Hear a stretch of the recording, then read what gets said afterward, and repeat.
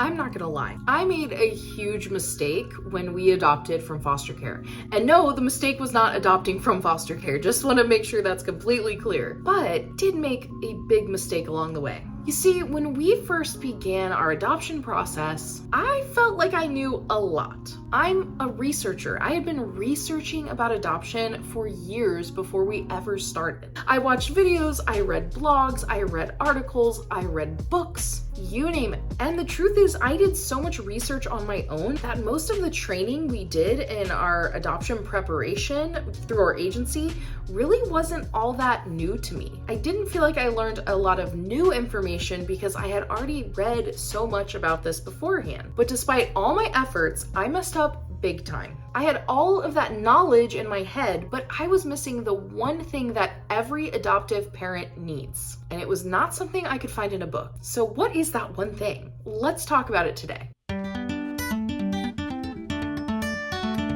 Hey, welcome back to my channel. If you're new here, my name is Katie and I'm a mom to 3 amazing kids who joined our family through foster care adoption. And now I work as an adoption consultant and I make free videos like this and I help people from all across the country who would like to foster or adopt. And obviously now adoption is like my whole world and my job. But even before we started the adoption process, I was super into this topic and I felt like I had a lot figured out. But today I'm going to tell you all about the one thing I didn't have figured out when it came to adoption, despite thinking I had all my bases covered. After all, I knew all about trauma and how it affects the brain, common behaviors I would see in my adopted child, parenting strategies to de-escalate difficult situations, the importance of therapy and emotional support for kids who have spent time in foster care, ways to help my child feel safe, how to advocate for the needs of my adopted child, and so much more. Do you notice something though about that list I just shared, what they all have in common? They are all focused on the adopted child. That seems like a good thing, right? After all, we're adopting a child, we want to care for them and love them and show up for them. Through all my research and training through our adoption agency, I felt very equipped to support my child and care for their needs. But there was something I was missing entirely from all of that training, which was how to care for my needs as an adoptive parent. And that may sound selfish, but I promise you it isn't. Because our mental health as parents directly affects our children. It affects how we show up for them, how we react to them. You know, they say you can't pour from an empty cup, and boy, is that the truth. And while there are many things that fall under that category of caring for my own needs as an adoptive parent, the biggest mistake I made was not seeking out community. It was community that I needed in those early days of adoption. And it's community I need now, even 7 years in. And I needed community not just from friends and family, which we had and I'm grateful for, but from people who truly understood what we were going through. I had friends with kids, I had friends with great listening skills and empathy, friends who truly loved me and wanted to help, but I didn't have friends who had experienced adoptive parenting before. And I kind of foolishly turned down some of the opportunities to actually connect with other parents who had adopted. And that was a big mistake. To give you an idea of how much community can radically change your life as an adoptive parent, I'm gonna share with you the real and raw details of how life looked for me before having a community of other adoptive parents and how it looked after I finally had that support, because it was a drastic difference. Before we jump into that part, I just want to let you know that today's video is brought to you by my very own adoption support community called Adopt Together. We'll talk more about that at the end of the video. So what did my life look like before community? First of all, I want to put a disclaimer here that we were blessed to have amazing friends and family who really stepped up for us and helped where they could. Like meeting urgent needs like childcare, or my parents would often watch our kids so we could get a little weekend away, and that was amazing. There were not a lot of people in this category, but the ones who were there really showed up for us, and I am so appreciative of them. But even despite having that support, there were still so many things that I was struggling with that childcare helped with, but it didn't really solve that problem, if that makes sense. One of the things I was struggling with immensely was finding it super hard to bond with my child, who seemed to be rejecting me constantly, but then also being extremely clingy to me the next moment. And then on top of that, you feel guilt because you're not bonding easily, and so you feel terrible about that. And these were big emotions I was having that I was just like, I do not know what to do with this. I felt so much shame over it. I also felt completely overstimulated and overwhelmed with my kids' needs and behaviors. And that led me to feeling like I wasn't enough, or I wasn't a good enough parent, or I wasn't doing the right things, even though I was constantly striving and trying. I also was dealing with the fact that all the pressure was on me or my husband. And I'm blessed to have a husband who deeply cares for me and shows up for me and shows up for our kids, but it was a lot because I had to try to fix everything about my parenting or about my problems with parenting myself. Or I had to kind of dump it on my husband, who was helpful, but he was going through the exact same problems that I was going through. And so we end up sometimes just commiserating together instead of really moving forward, because it was hard to support one another when we both needed the exact same type of support, if that makes sense. And my husband was the only person in my life who really understood what was going on, but he was also the one who was helping fill in for me when I was struggling. So I felt like it was putting a lot on his plate to ask him to also deal with, my emotions related to that, like all of them. Like, obviously he supports me emotionally as my husband, but it was asking a lot. I'm just going to be honest. And the truth is, I felt extremely isolated. I had too much shame to tell other people what I was feeling and experiencing. I saw the way my friends with biological kids interacted with their kids, how they talked about their kids, how they felt about their kids. And I just knew that my experience was really different. And I was struggling to bond with this child who had had a whole life before I even met them. And I wanted to bond so much because I know this is a wonderful child deserving of my love and my attention. And I was struggling, and it was so isolating to feel that way. And the problem is, when I did open up to some of my friends who were parents, but biological parents, I felt like my feelings were sometimes dismissed or misunderstood, or kind of viewed as like, oh, that's weird that you're feeling that way. And not intentionally by these people at all. They just did not know what I was dealing with, and they did not know how to support me through it. And so because of those reactions I got when I opened up in those small times, I shut down even more and isolated even further, which just leads to this spiral of shame and feeling like you're not enough. And oh my goodness, just such a lonely time in my life. And because I wasn't sharing things, I was internalizing a lot. And my anxiety was just building up and building up and building up because it had nowhere to go. And I was in therapy. I will throw this out here. I was in therapy at this time, and that did help. But even my therapist had not adopted. And sometimes I wished that they had. And I just felt like while my therapist was helping me with specific things, they couldn't quite help me with the day-to-day struggles I was facing as an adoptive parent. And so, man, I was in a place that was really difficult. Now, fast forward, after I actually developed community with others who had adopted, even when I just got a small taste of it, because it was hard to find, it just changed my life. It changed my perspective on parenting. It gave me a confidence in my parenting I didn't know I could ever have. But the number one thing that it did for me is let me know that I am not alone. Yeah, all those feelings that I thought were just me being crazy or me being the worst parent ever, turns out they're normal. Believe it or not, they're normal.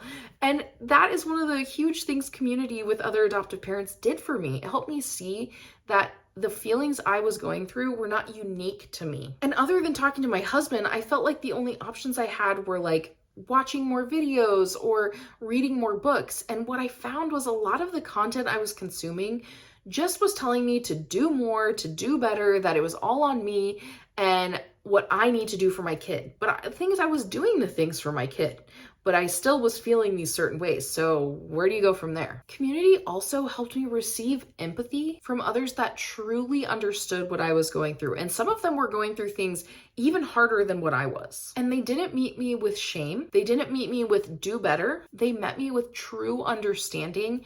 And I cannot even explain to you the relief I felt over my entire body and my entire person, feeling like people finally understood me, that people understood what I was feeling and what I was going through. It was life-changing. Having community with other adoptive parents helped me realize the things I was doing well. And instead of always focusing on the negatives and where I could be better and how I wasn't enough, being around these people and talking with these people helped me see my unique strengths as a parent, and it helped me develop those and lean into those more. It pulled me out of isolation and helped me see how much easier it is to cope with the realities of adoptive parenting when you have others around you who you can lean on. I can tend to be a very independent person. I'm very DIY. I like to figure out things on my own. I kind of pride myself on that, but actually embracing community with other adoptive parents helped me realize that sometimes doing it on your own is the least efficient way. And I can 100% tell you that is true of adoptive parenting. Oh my goodness. Night and day when I had community versus when I did not. And one of the really sweet things that has come out of being in adoptive community and having that support from other people is that I can now turn my past struggles into a way to help other people within my adoptive community. And I can embrace them and approach them with the empathy and the grace that I needed myself when I was struggling immensely in those early days of adopting. And I think that's a beautiful element of community, that we can not only lean on others, but we can allow others to lean on us. And as adoptive parents, we need that so much, and it is so hard to find. So let's talk about that. What do we do when it's so hard to find community? First of all, I just have to tell you, it really is so hard to find it. And so if you're like, I want that, but I don't know how to find it, you are not alone. We even had a couple opportunities for community. So our agency actually offered a free adoption support group, and it was like every Friday or every other Friday. And I was so excited about that. That was one of the reasons I was really excited about our agency. They have childcare there, so you could take your kids and someone would babysit them right there where you were, but in a different room. And so we went a few times, even though it was really far away from our house, and even though it was actually past my kids' bedtime, which was not good to throw off. We were like, let's just try it. The few times we went, the problem with that group for me was it was not well moderated at all. And so we'd have these times of discussion, but there was one person who was constantly taking over the entire conversation. And they were someone who had adopted like years and years and years ago. Their kids were like way older now. And it just turned into an hour where they were just talking the entire time. And so it was really difficult to want to keep going because we felt like we never really got to share, and we felt like other people didn't get to share either. And so unfortunately, the leaders of that group did not like shut that down. They did not have good moderation. Even though I loved the leaders, I loved the people running the agency, it was just, there were too many negatives for us to continue to go. Now, looking back, sometimes I think maybe I should have just sucked it up and kept going, but it really wasn't the most ideal situation. And so we missed out on community we could have had simply because it wasn't well moderated. So I also joined some free online support groups because I was like, okay, like I really need people to talk to. Maybe it'll be better if it's like via Facebook, and there's a lot of free groups out there. So I thought I'll just join those and share. And what I found really quickly is that those groups are also very poorly moderated because anyone can join them. And they have rules, but people would like rarely get kicked off. And sometimes I would just be scrolling, trying to like read other people's experiences, and I'd see someone share something that might be similar to a thought I would have. And people were just like roasting them in the comments and not being helpful and being really judgmental. And I was like, whoa, I don't feel safe to share here because of that. I also would find sometimes that in those free groups, they would get hijacked by adult adoptees who, I love to hear adult adoptees' voices, but these groups were not really meant for them. And it was adult adoptees who had really bad experiences being adopted who wanted to take their anger out on someone. And so they were taking it out in the comments of these, women in these adoptive support groups trying to reach out and share what they were thinking. And it was just like crazy. I also found that everyone's like beliefs and leanings were so different in these free groups because, again, anyone would join. And so it was really hard to find groups where people truly have the same types of values that I had. So lots of issues with that. And I also felt like those groups were really unfocused. It was just like a forum, and hundreds of people were on there. And it was like, you wouldn't even see the same names more than once because people would just post their question and leave. And it didn't feel like a true community. It just felt kind of like I might as well post it on Reddit or something because it's just a ton of people and there was no real relationship. And the group leader wasn't really a leader. They were just kind of like there. They created the page, but they weren't doing any guided things. There was no training going on. And so I just felt like I still was in them, but I wasn't getting enough out of those groups. They were kind of helpful, but I just needed so much more. I needed to talk to people, not just type on the computer. I needed to like talk face to face. And so the closest thing that I found to this community was connecting with other moms. There were 3 other moms and then me. We had all adopted around the same kind of time, like years apart in some cases, but in some cases like right around the same timeline. And when we met together, even though it was so hard to find times to get together, it fed my soul in ways that I just can't explain. I would go to these places feeling like really my guard was up. I was like, I don't want to share too much. I feel like these moms are like way better than I am. Like, I don't feel like I'm on their level of adoptive parenting. And they would come and they would open up about struggles they were having. And I would be like, me too. Like, that is the exact same struggle I am having. And I never would have guessed that they were experiencing that. And it opened up this conversation. And we all realized we had so much in common, and it was such a wonderful time to just sit there for like 4 hours and just talk and eat a meal together and just share what was going on.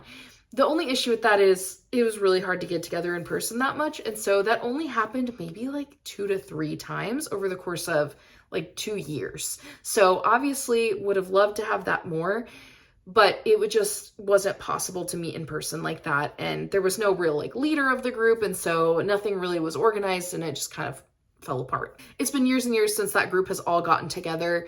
I have gone out like individually for coffee dates with individuals from that group, and that's great, but it was never like a formal group. And so that is why I created Adopt Together, because I needed a community, and I knew that other people needed this community as well. A community of adoptive parents who are there for each other, who share the same values, and who really understand what's going on in each other's lives. So Adopt Together is a fully online support community for Christian adoptive families. This is open to both men and women. I will say we have a lot more women that actively participate than men, but we do have men in the group as well. And my whole vision behind this group was I created the group that I needed early on in my adoption journey that did not exist.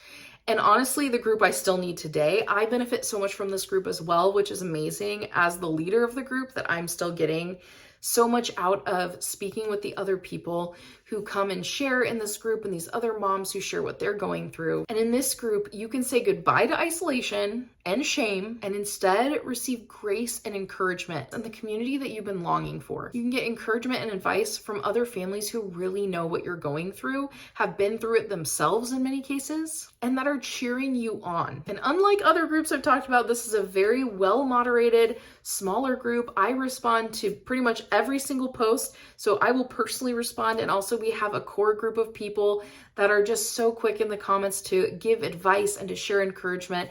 And it is such a positive place that I'm honestly just so proud of. I'm so proud to be a part of it. I'm so thankful for the people in this group who contribute. And I just know that you will love it. Like, I just know you will. We do monthly focused topics with in-depth video training. So it's kind of like my YouTube videos, but like way more in-depth, slide format, more of like a training thing with little exercises you can do. We have relevant discussion questions every week. And my favorite part is we meet twice a month to have group coaching calls.